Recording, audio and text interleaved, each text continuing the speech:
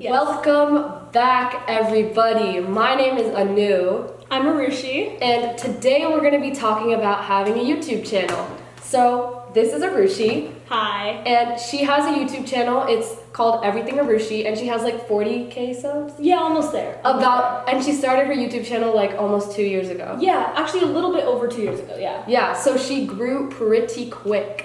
And today we're going to be talking about YouTube and school and managing everything and how you deal with haters. Yeah. Yeah. Okay, so my first question for you is, what inspired you to start your YouTube channel? Yeah, so YouTube has been something that I've been like wanting to do for a really long time. When I was around in 4th grade, I got super into YouTube in general and all those like lifestyle YouTubers, super saturated neon videos, and I was like, I want to be able to make something like this. Yeah. So I started like editing small DIY videos on my iMovie, on my computer on iMovie, and like small skits with my brother. And then like at one point I was like, okay, I want to make something that more people can see. And I was approached by a leadership website that was starting up, and they're like, we want you to make videos for our website as like a blog type thing, but in video form to teach kids about leadership and reach out to an audience. And I was like, that's really cool. But then I talked to some people and they're like, you should put that on YouTube since more people would be able to like see that instead of just like a random website. So that's when I was like, okay, that's a really good idea. And I decided to start my YouTube channel. Yeah. And on your channel you do like challenges and DIYs and like games and stuff like that. But like, how do you come up with ideas? Because like, it's really hard to come up with ideas that are like original and fun and stuff like that. And like, you rack up like views too. Like, you're not just like 2 or 3 views. So like, how do you come up with ideas and like keep them fun and fresh and original? Right, no, that's a really good question. I think this sounds so cliche, but it just comes sometimes. It just happens. And I feel like every content creator has that, like either notes on their phone or notes on their computer just full of video ideas that you want to do, right? So whenever something comes into my head, I write it down in my notes app, and then whenever I'm out of ideas or want to film a video, I just go back to it. So I think there's no like set in stone answer of how I actually come up with ideas, but when one comes to me, I write it down, and then I can like manifest it when I get the opportunity to. Okay. And how do you, because YouTube is a lot of work with like recording and editing and like taking care of everything. So how do you balance that with like all your other activities? Because I'm sure you do like 100 other things. It's really hard. And honestly, it would be a lie if I say that another thing won't give, right? Because between all the things that I do, it's basically impossible to distribute my time evenly. Right. Like, for example, just recently I had my AP tests and finals, and my YouTube channel was not really getting a lot of attention from me. I was always responding to comments. I was active on my Instagram, active on my Twitter, but and I was filming videos too. But it's at the point where you can film them, but the editing process takes so long that you have to film it, you have to edit, then you have to upload it to YouTube, but then you have to do your cards and your end screens and all your things like that. So it's not just filming it and, it's content, because there's so many more steps in between.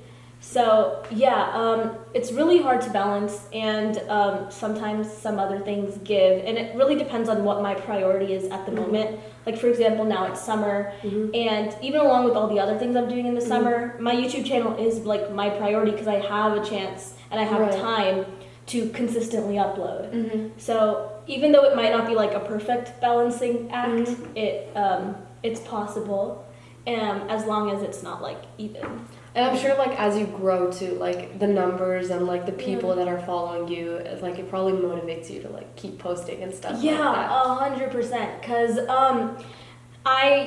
before I started my YouTube channel, I used to watch all those videos like 10 tips to start your own YouTube channel. And all of them were like, it's not all gonna come right away. Like, you have to start slow. You have to like be patient, and you have to give it time. And so when I started out, excuse me, sorry, it was a lot of people from my school who were watching me, and then as it slowly became like my viewers were more spread out, I started getting positive comments, and I'm like, oh my gosh, like people actually enjoy what I'm putting this much time into, and that's what was like, yeah, like I really want to do this. But like when you started, were you ever like hesitant to start because you were scared of what people in school would say or what other people would say? Like, did you ever hesitate or anything like that, or were you always just like, no, I want to do it, and you posted stuff? I think when I started, I was at the point where I was like, I literally don't give like a flying care what anybody thinks about me at this point. Right, this is something that I've wanted to do for so long. Yeah. And it was at the point where I was like, okay, if they want to make fun of me, like let them do it. And there were people that made fun of me. Like it was so annoying. Yeah. But then there were so many more people who supported me. And I think I knew that even if there's going to be like a couple people at school who make fun of you, there's going to be so many more people who like think like, oh, that's so cool. Yeah. And I feel like, I mean, 37K, that's something to be proud of, right? That's crazy. And I think like at that point, like it just doesn't even matter. It doesn't, it's white noise. Exactly. Nobody cares about that. Exactly. Yeah. But like, you've probably had your fair share of like hate comments and stuff like that. Yes, I have. I'm sure like some of them probably do get to you or something, right? Yeah. So like, how do you deal with that? Like, how do you just kind of like, because at some point you kind of, you feel a little bad. Yeah, but then 100%. For you to be able to keep posting, you still have to be like confident in yourself and your viewers and stuff like that. So like, how do you kind of like, can you like take us through like that whole thing? Sure. So I'll try to do this like chronologically, I guess. Okay. When I first started out my channel, I definitely wasn't getting a lot of hate, right? It was just the occasional hate comment from like this guy at my school. And I would be like, oh, he's back again. There would be like a consistent one dislike on every video, and it would be from that guy. And there'd be one annoying comment, and I was like, okay. That's great. And that's all the amount of hate I started out with, right? With my 200, 300 subscribers. And then I had this one video go, not viral, but like did a lot better than I expected it to. That was your MacBook one, right? How to clean your MacBook? That actually got really popular recently. But before that, the first video that I had go really big was reacting to my TBH reviews. Oh. That got like 6,000 views. And I was like, oh my God. Like I have like 400 subscribers. And that's when people started commenting and like, oh my God, you're ugly, like you're fat. And I'm like, oh, come on. And that was where I had to like start realizing that, okay, I can't let this get to my head. And even my parents, they kept telling me like the cliche thing, like, oh, they're just jealous. And I didn't really it's hard to like, everybody tells you that people who bully you are just jealous of you. But it's like really hard to kind of wrap your head around that. Yeah. But I think it really hit me that people, like, it's part of human nature. It's really sad, but it's just ingrained in some people that they can't be happy for other people's successes, right? Yeah, I get that. It's just that they're jealous. And they just have nothing better to do. Right. And I think I had to realize that, and like the major step in me realizing that was this other person with the YouTube channel at my school. He had a lot of subscribers. He had more than me. He reached 1,000 before I did. And we were like supporting each other's channels. I'd like comment on his videos like, oh my God, congrats, or good job, or like I liked your new video. And he would comment on mine too. And then I made this Vine video, and that went crazy viral. Because Vines, everybody loves Vines. Yeah. And I just am randomly scrolling through, and I see a comment on the Vine, and he's like, you're just using other people like for money. And I was like, are you sure? And I sent him a screenshot of that, and he goes, oh, that was my editor.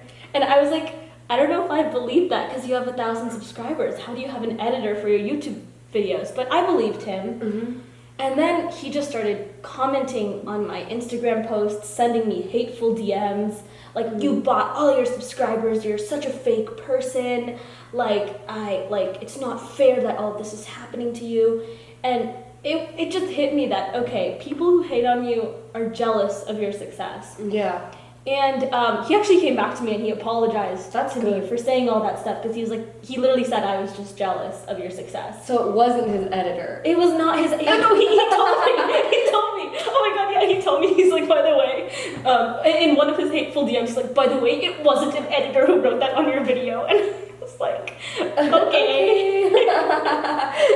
Exactly. So I think it was at that point that I realized that people who hate are just jealous. And like obviously when you have a video that has like 20 million views, you have a lot of hate comments, but I'm consistently looking through my comments and I just delete them because I don't want to see that. I don't want anybody else to see that because people want to enjoy the content they're watching. Right. And I think a hate comment just like not ruins only my day, but like ruins everybody else's day. And I think there's only like one other hate comment that's really gotten to me.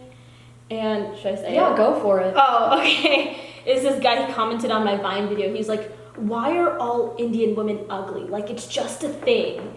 And I was like, you can insult me, but don't come for, like, millions of, like, beautiful women. Like, it's not okay. Right. And because I remember you were telling me that, like, I remember the video was, like, 7 or 8 minutes long, and it was just vines. And then at the end, you had, like, a 2-minute, like, where you talked about it, because you were like, oh, I used other people's content, but I still wanted it to be my content. So I remember you added that little like clip or whatever. Yeah. And then I thought it was like good because I was like, you know, it's like originality and stuff like that. But I remember you telling me that people were like livid in the comments that you added that. I can't believe you remember that. Yeah. People were so mad at me and I got so much hate for that. And it's like, the thing is, I first uploaded that Vine video without that outro. And 2 minutes after it went up, I deleted it because I was like, I don't want this being on my channel because it does not feel like me at all. So I put that at the end, and everybody just came for me in the comments saying like, can't believe she's using these vines to make money. And like, I don't think people understand. I can't make any money off that video. Right. And I make zero off that video. Yeah. It's just for people's enjoyment. Right. And I think the thing, first of all, I think making money off YouTube, especially at like such an early phase, is just like ridiculous. Yeah. I'm telling everybody right now that thinks YouTube is like a cash money source. Like if you're a YouTuber, you can like spend on everything. The money comes so slow, and this much money. Yeah, because you've made like a lot of videos, and I mean, doing it for the money is kind of ridiculous. Because why would you put so much time and effort for like $200 that you could like go get a job for and make it right away? Exactly. But yeah, I think that's kind of crazy, and I think the thing is like people are like so scared to put themselves on the internet that when someone is confident enough to put themselves on the internet, they hate it. Yeah, I think so too. I think it's just them reflecting on their inability to feel confident enough to do it themselves and their insecurity with, like, maybe they're just like insecure with, oh my god, this person gets this, but I don't get this. And like, I've seen your vlogs too, like your pumpkin patch one or like stuff like that, where like, I mean, you're holding a camera and you're walking around like this, or you're holding your phone and you're walking around like that. And like, I see vlogs and I'm always like, how do people do that? Because like, I get scared just like walking around in Target. Like, so I don't know how people do that. So that must take like a crazy amount of confidence, right? Like, vlogging is scary. It's scary. Right? Yeah. Because so many people stare at you. Right, they do stare, right? And I'm sure like a lot of them are kind of like giving you the up and down. Yeah, like what is this person doing? Yeah, but like, I mean, okay, do you like sit-down videos better or vlogging better? Definitely for convenience, sit-down videos, they are so much easier to plan out and edit. Just editing like 10 times easier when you have a sit-down video. But I like vlogs better to film because you don't have to have all of this setup to make a vlog.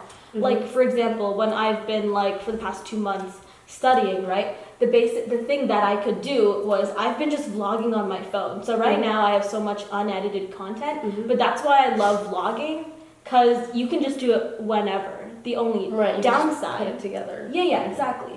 The only downside is that you end up with like an hour and a half of content, which you have to take time to like put down into like 10 or 15 minutes. Yeah. But I'm sure like that must be so much fun. Like, I can't imagine. Vlogging is probably so much fun. Well, and I feel like it's like, for every occasion, it's like appropriate. Like Christmas vlog, like Halloween vlog, whatever. You can make a vlog out of anything. Yeah, even a trip to like the movies or the movies. Exactly. But so we talked about hate comments and we talked about balancing, but I want to kind of like divert from that and talk about, we talked about what inspired you to start your YouTube channel, but who are your inspirations, like on YouTube or like off the platform? Who really inspires you? That's a really good question. I think I like owe it to the lifestyle YouTubers that fourth grade Aarushi watched for making me like really love creating things like that. So those would be people like Alicia Marie and like, do you know who I'm talking about? Yeah, like lifestyle. Yeah, like Remy Ashton, Laura DIY. I loved all those videos because I was in fourth grade like 6 years ago? 6 years ago was the time of like saturated neon, like just edit your whole video and put the saturation up to 100. And it was like the DIY era, like where all lifestyle YouTubers were posting DIY, and I started making DIYs, and that really put me in my creative element and then made me want to start making YouTube videos. So basically some of my biggest inspirations were those lifestyle YouTubers. And then another big inspiration is James Charles. And I just realized that he's in the beauty YouTuber, makeup YouTuber, beauty guru, realm of content or side of YouTube. But he makes so many original videos that it's like truly inspiring. Yeah, especially because he was also like he was from like New York or something, and he was just a teen when he started out from like nothing, I guess. And like he moved and stuff like that too. And also his like business mindset is crazy. Like I remember at one point there was like it's so trendy to hate James Charles, like going on when we were in middle school, right? And then I stumbled across one of his videos when I was eating dinner, and I was like, this is so fun, like I'm enjoying this. And I just fell down like the rabbit hole of watching his content and how creative and unique it is. And I was like, this is really cool. And also like, I'm sure everybody knows the flashback Mary meme and like how he turned it into a t-shirt and how he turned it into a sweatshirt and how he made so much money off of that. So that kind of like business mindset content creator and like recovering from all too much hate that he gets. Kind of just rolls it off his back. Especially his recent like huge scandal. Like I feel like he came back from it so well and like I mean appropriately, especially because he's still a kid, right? He's like 20. Yeah. I mean he's pretty young, and like I think that's probably so important. That's especially admirable. On a platform like YouTube, where I feel like there's more hate than love being spread. Yeah. I think that's so important. Yeah, I think there's something to be said about cancel culture and how it's definitely like taken over YouTube, and like how hating on someone is so fun. Right, with all these like channels like exposed or like T-spill.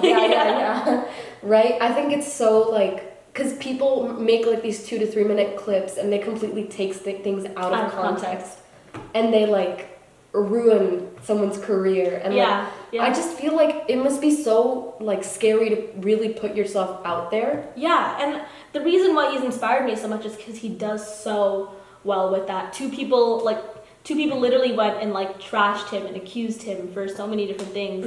And not only did he like keep his head high, he like maturely showed that like I'm not that kind of person. And he's like bouncing back from it, you know? So his merch line got cut off, but he's coming back with it. And it's just like this whole thing of like, first of all, resilience, and also like taking all the hate he's getting and like turning it into a positive thing. And like, what about so you talked about like your inspirations, right? And like, can we see that in your videos? Like, do you think there's any like roots, or like have any of your videos been inspired by like your inspirations? I did this video that I was really proud of. It was called I tried to recreate the skeleton that James Charles did on Kylie Jenner. And that video was just so fun to film. And I really felt creative with it, and I felt out of my element with it. Because I do not play with makeup. It's just like regular, like the basic things that you'd put. I have this palette because I like to like support like YouTubers, but I don't really play with it because it has a lot of bright colors. But that really took me out of my element, and yeah, I could definitely see like his inspiration in my videos, because every original video that I make, I feel like not a challenge that I've seen on YouTube before, right? Everything that kind of comes out of my brain and I make it, it reminds me of like him and all these other YouTubers that are like constantly making really original ideas. And then like my first video was a Q&A, but like that was just introducing people to my channel. But after that, I did a DIY, and I guess you could see the inspiration, right? Yeah. And I guess you could see the inspiration of like the people who like people who I used to watch in those videos. So yeah, definitely. And like as a YouTuber yourself, how important do you think it is for YouTubers to kind of step out of their comfort zone and like try new things? I think it is so important, because you see in like, let's just take like the beauty community for example, because that's like one side of YouTube that I'm like really in tune with. All of the channels that just do reviews are not doing so great right now.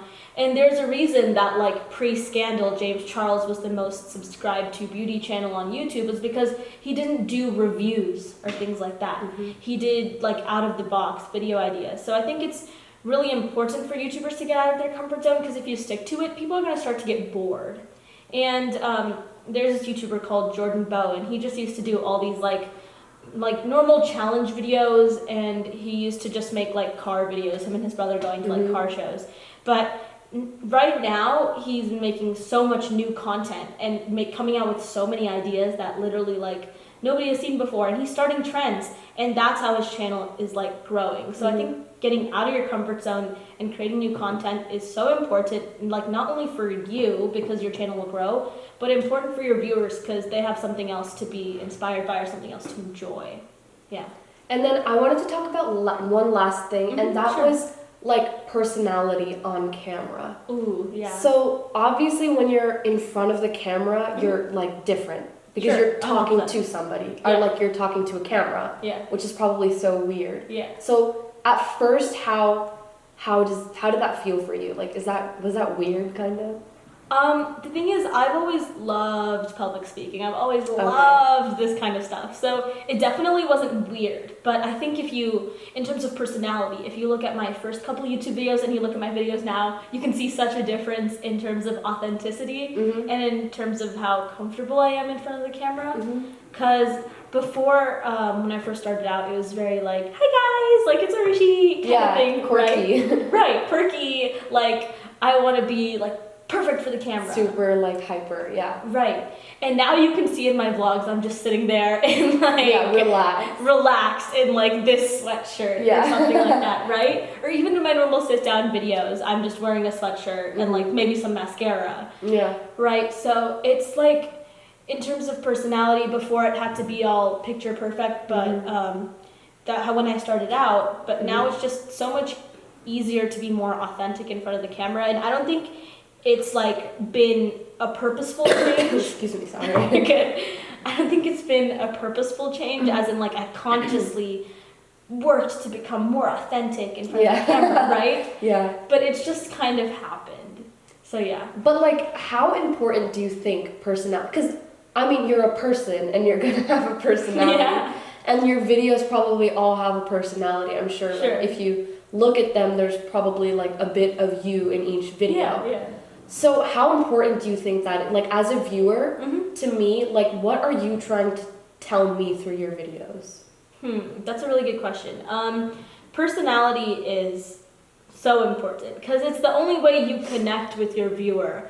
Like, there's a reason why I resonate with certain YouTubers and I don't with others. It's because I just don't feel a connection with them. And I think a lot of people watch YouTube videos to relate to them. So in terms of what you're saying, like what you're trying to tell your like audience, you're trying to have something that they can have fun watching and maybe even like relate to. And that's what makes personality so important, because how you portray yourself on the internet is what attracts different audiences. Right. Like, do you know who Poppy is? That really the really creepy one, right? Right? Yeah. And then you see her videos, and that's what, like, it's her personality that freaks people out, and it's her personality that makes her poppy, right? Yeah. But then, like, if you, I've heard people say that on interviews, she's like a completely normal person, right?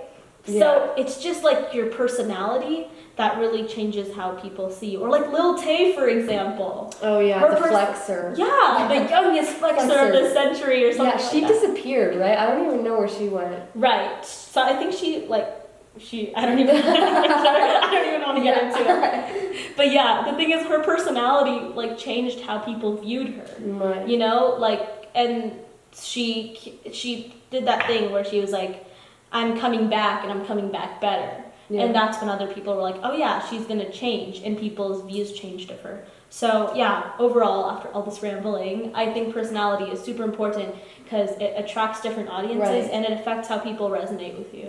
And then one last thing before we wrap up, but you mentioned earlier that like people watch videos to like relate to them and like, you know, it's something that they can kind of like sticks with them, which that's why everybody watches something, to feel a part of something, right? But like, where do you draw the line between like being like relatable and being like too personal? Do you know what I mean? Like we have YouTubers like, for example, Emma Chamberlain right now is like constantly under fire for being like too quirky on purpose and like giving too many personal details. Yeah. Whereas like she doesn't see a problem with it and she doesn't care her viewers think there's a problem with it, right? So where do you draw the line? I think everybody has a different threshold for what they think is too personal. But for me, I think I like to keep the relatability to like, just like a basic life level. Like, you can relate with me on how much stress I'm feeling for all my finals and my AP tests. You can relate with me on like, or you can feel a part of the fact that I went to Hawaii and I'm taking you with me. Right, but if you get to like Tana Mongeau, Emma Chamberlain level, like ringworm and all that stuff. Yeah, like Tana like showed her ringworm on camera, or like Emma's like, I don't shower, or like things like that. I think for me, at least, as I said, everybody has a different threshold for what they think is appropriate. But for me, I think just a level where it's like basic relatability is good. Yeah. And I know I said that was my last question. No, keep going. But I have a couple more. Yeah. So have you ever like recorded a video and then decided not to post it? Yes. Why though? Like I just didn't like the way it turned out. To me, like, I don't want to this sounds so corny. I don't want to upload something just for the sake of uploading it. I've just sometimes been so frustrated that something didn't turn out either the way I expected it to be, or like just the like kind of quality that I wanted it to be, and I just ended up refilming it, or it just never made it to the internet. For example, I've had like 3 Q&As that I've just filmed, and they're just like, I just deleted them. Like, I never put them on the internet because I didn't think it was like good enough, or it just didn't like meet my standards, or I just felt like I could do so much better than this. So yeah, there have been videos. So when you're posting a video, then for you to be satisfied with it, what do you look for in the video, or what do you want it to have? I want it to have me. Like, I really want it to like have like who I am in it, you know? And that sounds so weird, but I want it to just show who I really am, and not like some like either fake version of me or just like too boring, you know? Right. So I think it definitely has to show me, and I think it also has to be creative enough, and it also has to be something that I think other people will enjoy watching. Yeah. There's a reason why some videos do better than others. Right. And it's because of how much somebody wants to watch them. So I think I gauge it on that, and gauge how much I enjoy watching it and how much I feel like I've been authentic in it. And yeah, that's how I decide whether I want it to go on the internet or not. More often than not, obviously, my videos make it to the internet. Yeah. I know so many people that during the editing process, they have a video and they filmed a video and then they're editing it and they get tired of it and they throw it away. Yeah, for sure. And it's because they're tired of watching themselves again and again, or they just get bored of the video that they're doing. and it's just like they're done with it. And has that ever happened to you? Yes. Because, like, as I was telling you, those videos that I've thrown out, I'm just, like, watching the video, and it's not that I edit the video the whole way, and then I'm like, no, I'm not going to use this. Like you're saying, I'm in the middle of the editing process, and I'm just not enjoying it. I'm, like, I don't want this to go on the internet, and that's when I throw it out. So yeah, it can get really frustrating when something you envisioned in your head is not coming out the way you wish it would or the way you thought it would. And so while you're editing it, you come to the realization that, like, I really don't like this, and that's when you throw it out. Yeah, so that's what happened with, like, 2 or 3 Q&As for me. It just, I didn't like it. Yeah. And so, well, we've talked about basically everything, and it was kind of everywhere because, I mean, that's YouTube. Yeah. Right? But, so I just want to kind of, like, tie it all together. But, like, you're juggling a lot right now. You have school, you have extracurriculars, and you have your YouTube channel, which is pretty big, and you have, like, a huge audience. Yeah. What are your goals for the future? Like, do you plan to continue this, like, into college? Or, like, where do you see yourself going with YouTube? I want to continue it for as long as I can continue it. That means, like, as long as YouTube remains a platform that, like, people like to interact with. Like, and what I mean by that is, like, think of Musical.ly. Musical.ly died down, right? And so many people became famous off Musical.ly. In the same sense, I want to keep doing YouTube for as long as YouTube remains a thing, and hopefully that's a really long time. So yeah, I do see a future with YouTube, but I don't see it completely replacing everything. Career. Yeah, I don't see it completely replacing my schoolwork. I don't see it completely replacing all my extracurriculars like debate or tennis, right? I don't see it doing that, but I definitely see myself continuing, and I definitely see myself making more content. Yeah. Right. Well, that kind of wraps everything up. And that was kind of everywhere, because, I mean, there's so much, obviously, that goes into having a channel. Yeah. So thank you so much. No, thank you. For keeping up with everything. And thank you so much for watching. Make sure you hit the like button and subscribe. Thank you. Oh, yeah. I forgot to. This is, once again, this is Aarushi, and her channel is EverythingAarushi. It's everything and then AARUSHI. Thank you. So, thank you so much for watching, and we'll see you in the next one. Bye. Bye.